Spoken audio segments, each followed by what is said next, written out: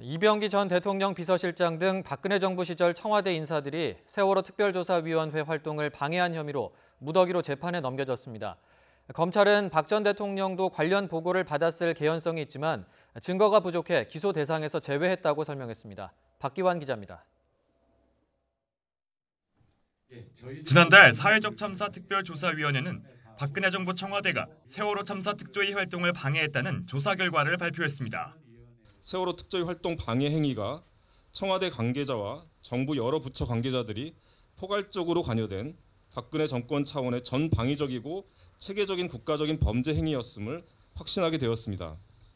관련 자료를 넘겨받은 검찰 세월호 특별수사단은 당시 청와대 인사 등 모두 9명을 불구속 상태로 재판에 넘겼습니다. 이병기 전 대통령 비서실장과 현기환, 안종범 전 수석 등을 비롯해 해수부 김영석 전 장관과 윤학배 전 차관, 조대환 전 특조위 부위원장 등이 포함됐고 직권남용 혐의가 적용됐습니다.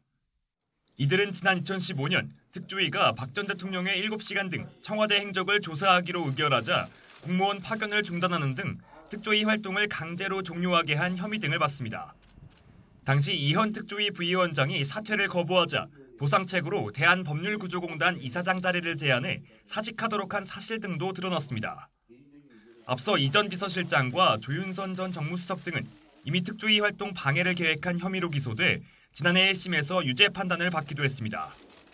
검찰은 이번 수사를 통해 당시 청와대 인사들이 세운 계획이 실행에 옮겨진 사실까지 확인됐다고 설명했습니다.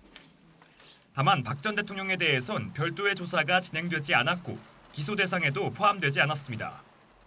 검찰 관계자는 박 전 대통령이 관여했다고 입증할 자료나 진술을 확보하지 못해 기소 대상에서 제외했다면서도 관련 보고를 받았을 개연성을 배제하기는 어렵다고 말했습니다.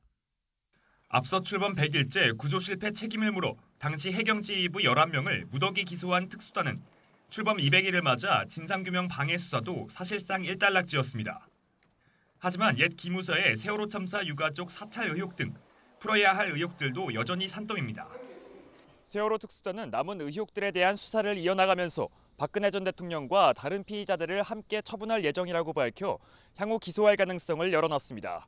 YTN 박규환입니다.